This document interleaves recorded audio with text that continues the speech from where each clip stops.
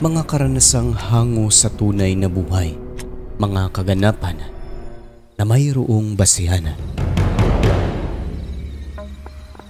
Tamang-tama, wala akong trabaho ngayon. Magkano naman daw sahod?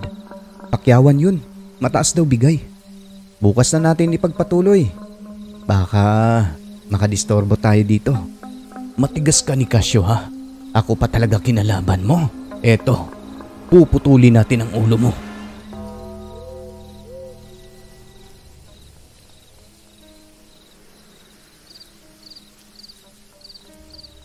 Hello Sir Alex. Share ko naman po itong kwento ni Lolo Punting o Lolo Puntino na nagpaluhod sa isang aswang na kinatatakutan sa baryo.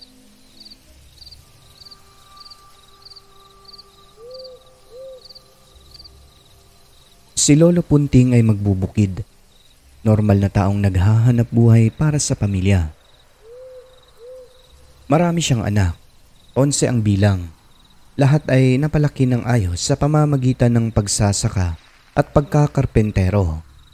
Marunong at magaling din kasi si Lolo Punting pagdating sa pagkakarpentero. Maraming humanga sa kanya dahil isa itong ulirang ama. Kumakayod ng maigi para sa kanyang buong pamilya. Isa yun sa dahilan kung bakit siya biniyayaan ng agimat o anting-anting mula sa kalikasan. Magmula nang magkaroon siya nito, hindi na siya napapagod sa trabaho. Mas napapagod pa ang kalabaw kesa sa kanya. Binigyan daw siya ng anting-anting ng mga engkanto dahil natutuwa sa kabutihan at kasipagan nito. Pero simula nang magkaroon siya ng anting-anting, may mga nakakaaway na siya dahil naiinggit daw sa kanya. Parati na siyang nakakakita ng gulo kasi inuunahan daw siya at pinoprotektahan lamang niya ang kanyang sarili. Pero kasama daw yun sa pagkakaroon ng agimat. Ganun daw talaga, may kaakibat na pagsubok. Ayon sa kwento, si Lolo Punting ay matapang kaya kapag may masamang taong makipag-away sa kanya dahil na rin sa agimat, natatalo niya talaga. Kahit pagtutulungan daw siya ng mga kalaban, hindi siya napapangibabawan basta hindi lang lalagpas sa 12 katao ang makaharap niya. Kahit magsabay-sabay pa daw, mapapaatras na lang ang mga ito dahil bukod sa malakas siya manuntok, hindi tinatablan ng kamao. Samantalang kapag siya na, kahit sampa lang daw sa kalaban ay bagsak talaga ito. Meron pang isang siga na boksidor ang sumubok sa kanyang kakayahan. Hinamon si Lolo kung hanggang saan ang tibay nito. Napailing na lamang sa lakas ni Lolo Punting nang tinamaan ng isang suntok sa panga. Nakatulog daw ng ilang segundo kaya tumino ito lalo na kapag kaharap niya si Lolo. Yun ang kakayahan ng kanyang agimat na taglay. Pero hindi siya lumalaban doon sa mga taong may dalang mga patalim. Hanggat maaari, suntukan lang hindi gagamit ng mga kargada para hindi makapatay. Nang dahil sa mga taglay niyang kakayahan, nagsimulang humanga ang mga tao sa kanya dahil mabait naman talaga si Lolo Puntino. Kahit sino naman siguro kung uunahan, syempre ipagtatanggol mo talaga ang sarili mo, di ba? Hanggang sa magsimula na rin ng haka-haka at kumalat ang tsismis sa baryo na may taglay na agimat si Lolo Punting. Kaya siya hindi basta-basta napapatumba ng kahit na sino sa tuwing may nakakasagupa itong masamang tao.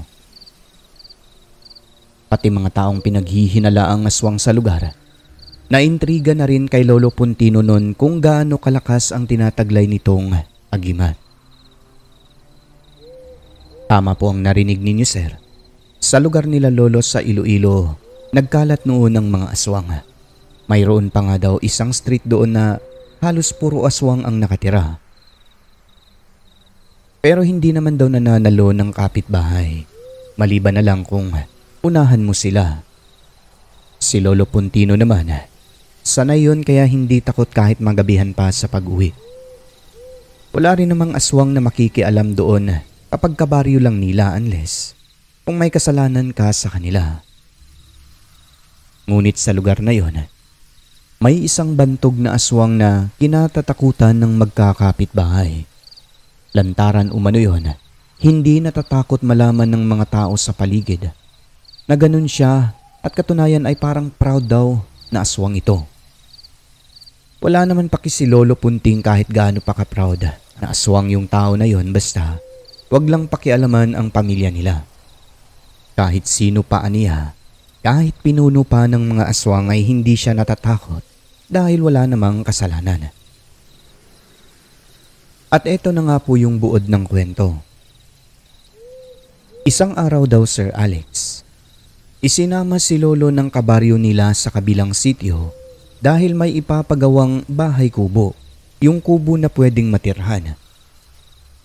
Ito yung sityo kung saan nakatira ang pinakakinatatakutang aswang doon. Malapit lang naman yun mula kina Lolo. Siguro wala pang 3 minuto kung lalakarin hanggang makarating. Kinausap siya ng kanyang kaibigang si Ramon. Magpapakarpentero daw kasi yung may-ari ng lupa roon. Si Lolo ang isa sa hinahanap kasi magaling siyang magtrabaho. Sad naman ni Lolo. O sige, tamang-tama, wala akong trabaho ngayon. Magkano naman daw sahod? Hindi, pakyawan yun. Tsaka mataas daw bigay. Kausapin na lang natin. Ayos. Teka, ihahanda ko lang muna mga gamit ko. O sige, Punting. Dali-dali nang naghanda si Lolo. Pag-alis nila, inanong siya ni Ramon kung may dala bang gamit. Sumagot naman si Lolo at sinabing oo. Tuwang-tuwa siya noon dahil papalapit na ang kaarawan ng isa niyang anak. Tiyempong may pangbili ng pagkain. Pakyawan yon kaya mabilisan. Ginabi sila sa pagkakarpentero. Sinabihan sila ng may-ari na ipagpabukas na lang dahil madilim na at tahimik na ang gabi. Bukas na natin ipagpatuloy. Baka makadistorbo tayo dito. Mahirap na, alam nyo naman ang lugar na ito. O sige, bossing, bukas na namin itutuloy ito. Binigyan sila ng paunang bayad. Si Lolo Punting naman, nagpaalam ito na uuwi dahil naghihintay ang kanyang anak at asawa. Pinigilan siya ng mga kasama at sinabing doon na magpalipas ng gabi. Hindi, okay lang. Malapit lang naman. Sumagot naman si Ramon at sinabing, akala ko may dala kang damit, pre. Sabi mo kanina para dito na tayo matulog. Damit lang yung dala ko. Pamalit sa paawis ba? At saka uuwi din talaga ako ngayon. Pero pre, bukas ka na lang umuwi. Alam mo naman dyan sa unahan, bahay ni Bantog. Yun ba? Wala yun, kilala natin yun, di ba? Kilala niya tayo kaya hindi yun mga ano sa atin. Nako, huwag ka magkumpiyansa, Punting. Yung kapitbahay nga nating si Koy Koy, hinabol niya. Kilala niya rin yun, pati mga magulang, di ba? Basta, uuwi ako, Ramon. Babalik na lang ako bukas maaga. Sige, ikaw bahala. Kung sa bagay, alam naman namin kung ano ang kakayahan mo, Punting. Pero mag-iingat ka, ha? Ayon sa kanila, ang mangtas na aswang na nagngangalang ni Casio, nag-aabang daw yun lagi sa daan tuwing gabi. Yun ang isa sa kinatatakutan ng mga residente sa lugar. Pero si Lolo Punting ay hindi nagpatinag. Hindi nagpapigil. Umuwi itong mag-isa ng walang pag-aalinlangan. Iniwan niya ang kanyang mga gamit sa ginagawang kubo. Ang dinala niya pa uwi, yung baunan niya damit na basa at yung double blade na punyal na isang ruler ang haba. At habang naglalakad siya ay kinuha niya sa bag ang patalim tapos sinukbit sa tagiliran. Sabi ng mga kasamahan, iba talaga yan si Punting, no? Hindi natatakot. Sa bagay may anting-anting ang tao na yan eh. Oo, tingin ko nga hindi tinatablan yan. Pero ano kaya kung aswang makalaban niya? Kaya niya kaya? 12 ang katao, tumakbo eh. Kung isang aswang lang, kaya siguro. Pero pre, iba ang kakayahan ng aswang. Hindi sila normal. Ano kaya kung sundan na lang natin si Punting? Ihatid natin tapos balik tayo dito. Ay, wag na. Pagod na talaga ako. Kayo hindi pa ba? Pagod na rin eh. Huwag kayong mag-alala, si Punting pa. Kita nyo naman kanina, parang kalabaw. Hindi man lang napagod kahit gabi na. At yun na nga. Habang naglalakad, malayo pa lang sa bahay ng tanyag na aswang, may nararamdaman na si Lolo na kakaiba sa daan. Hindi nga siya nagkamali at ang kanyang mga kasamahan dahil bigla na lang lumabas si Nicasio mula sa gilid ng daanan kung saan ito nag-aabang. Tapos sinita niya si Lolo Puntino. Uy Punting, gabi na, saan punta mo? Hindi ka ba takot dumaan dito sa baluarte ko? Ay, ikaw pala yan, Mang Nicasio. Bakit naman po ako matatakot? Kalsada ito. Lumapit daw ang tanyag na aswang sa kanya at hinarangan siya sa paglalakad tapos inilapit nito ang kanyang mukha sa mukha ni Lolo. Normal na tao lang naman pero ilang saglit lang sa kadahilanang hindi nagpakita ng takot si Lolo. Biglang nag-iba ang hitsura ni Nicasio. Sa isang iglap ay naging aswang ito. Umangit ang mukha, pumula ang mata, tapos humaba ang buhok at sumuksok sa mga butas ng ilong at tenga ni Lolo Punting. Pati sa mata niya, ramdam nitong unti-unting pumapasok ang mga buhok. Sobrang baho daw ng buhok ng aswang na kung ordinaryong tao ka lang daw, mawawalan ka raw siguro ng malay. Sa sobrang inis, walang ano-ano'y sinuntok ni Lolo Punting sa mukha ang aswang at bumagsak ito sa lupa. Isang suntok lang sa kanang kamao, bagsak agad. Ngunit agad din naman itong nakabangon. Pagkatapos ay sinugod siya. Tumalon papunta sa kanya si Nicasio.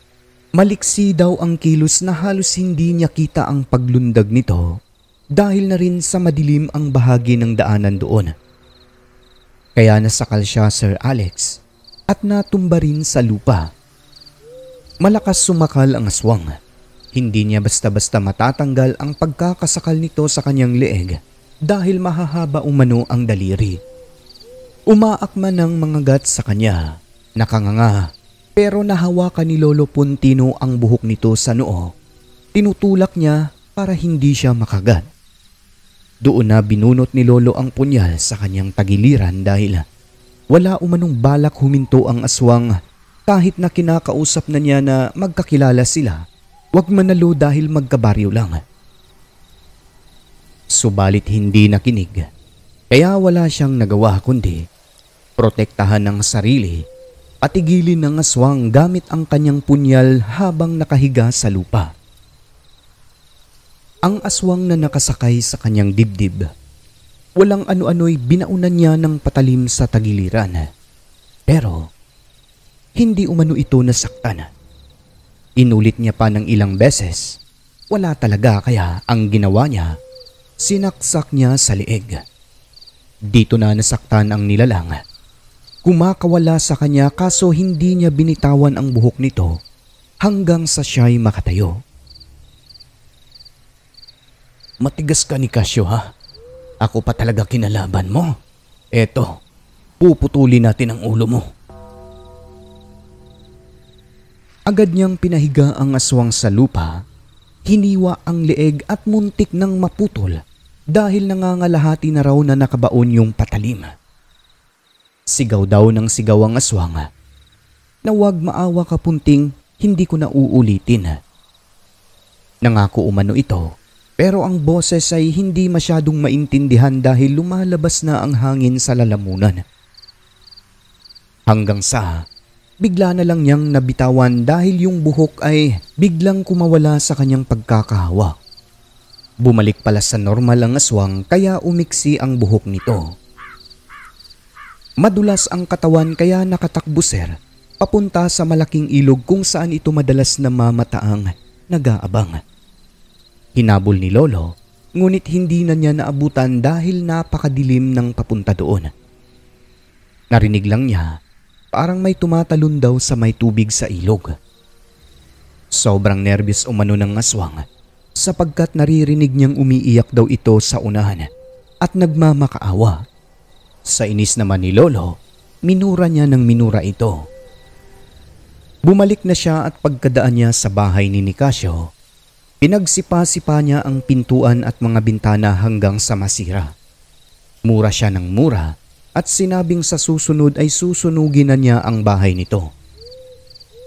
Kinabukasan, pagdaan niya sa bahay ng bantog papunta sa trabaho, parang walang tao dahil nandoon pa rin yung mga sirang bintana at pintuan nagkalat. Napailing na lamang si Lolo Punting dahil totoo ngang kapag gabi walang pinipili itong kalugar nilang tanyag. Matapos noon, ilang linggo na hindi nagpakita si Nicasio sa baryo. Akala nila'y namatay ito kasi kalahati na lang daw ang nakahawak sa liig noon nung makainkwentro ni Lolo. Saad naman ni Lola, nagpalamig lang daw sa ibang lugar kasi ang mga aswang daw may kakayahan na pagalingin ang sarili. Kapag nakatakbo daw sila sa ilog, gagaling ang sugat nila, maliban na lang kung ang ginamit na punyal ay may karga. O di kaya'y walang kakayahan na magpagaling sa sarili, pwedeng mamatay. Yung punyal ni Lolo, panghiwa lang daw yun ng karne at sibuyas na dinadala niya lagi sa sakahan. Nagpakalayo-layo umano ang aswang dahil natakot kay Lolo Punting. Tama nga ang asawa ni Lolo dahil ang aswang mga 2 buwan bago nagpakita. Nang minsang napadaan sina Lolo sa kanila ng hapon, pagkakita sa kanya yumuko raw si Nicasio at pumasok sa bahay nito. Ang leeg, mayroong napakalaking peklat. Totoo ngang gumaling kahit na malapit ng maputol. Makaraan pa ang ilang linggo noon, lumapit daw si Nicasio sa asawa ni Lolo Punting at humingi ng tawad sa kanyang nagawa. Wala naman daw siyang balak sana na masama ng gabi na yon dahil pananakot lang daw sa kanya yung kanyang ginawa. Kaso si Lolo Punting hindi nagpakita ng takot kaya nainis daw siya at nagalit. Hindi naman daw niya alam na mas malakas pa pala sa kanya si Lolo. Grabe daw ang ginawa ni Lolo sa kanya, nagdusa daw siya ng maigi.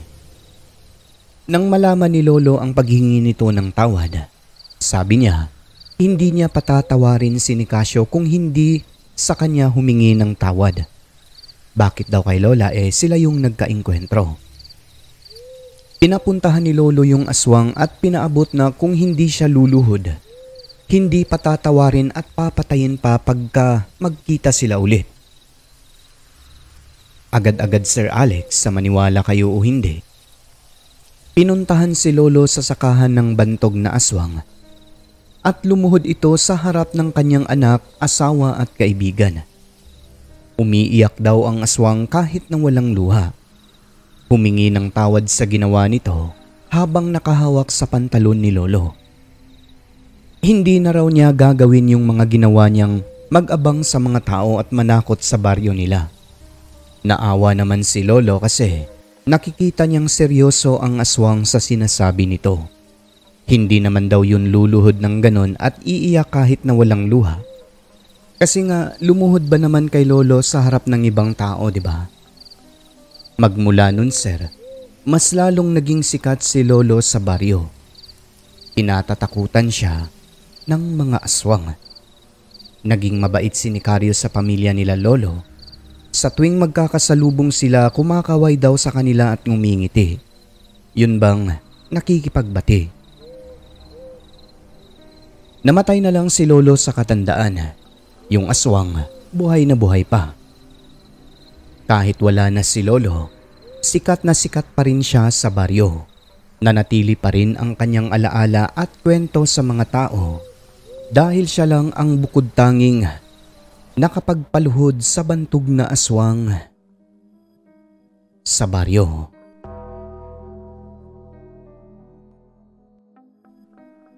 Maraming salamat sa inyo, Sir Alex. Sana mapili niyo rin po itong aking kwento. Lubos na gumagalang, Raymart ng Iloilo. At ngayon ay madako naman po tayo sa ating membership shoutouts mga igan. Binabati ko unang-una si Susana Dorn, 7 months member na. Story Hikes of Totski, 36 months member. Jonizel Alviola, 27 months member. Cheng's Channel, 16. Kay Samantha Cruz na 7 months member na, isang idol. Thank you po Ma'am Samantha Cruz. Malaking bagay po ang SMCE idol. Kay Luis Elmido na 26 months member na. Rancid Horror Story, 7 months. Kay Jeffrey Bunyad, 25 months member na. Rose Kim, 18 months. Kay Mike, 33 months member na. Rosary Jayarante, 9 months. Last but not the least, kay Jim Semilia, 31 months member na. No? And maraming salamat po sa walang sawang pagsuporta po sa ating munting programa. Ang Diyos na lang po ang bahala sa inyong kabutihan. Ulit, taos puso po ang inyong lingkod na nagpapasalamat. At sa lahat ng mga silent listener ay welcome po kayo sa channel natin. Pumasok na po kayo at i-hit ang subscribe button.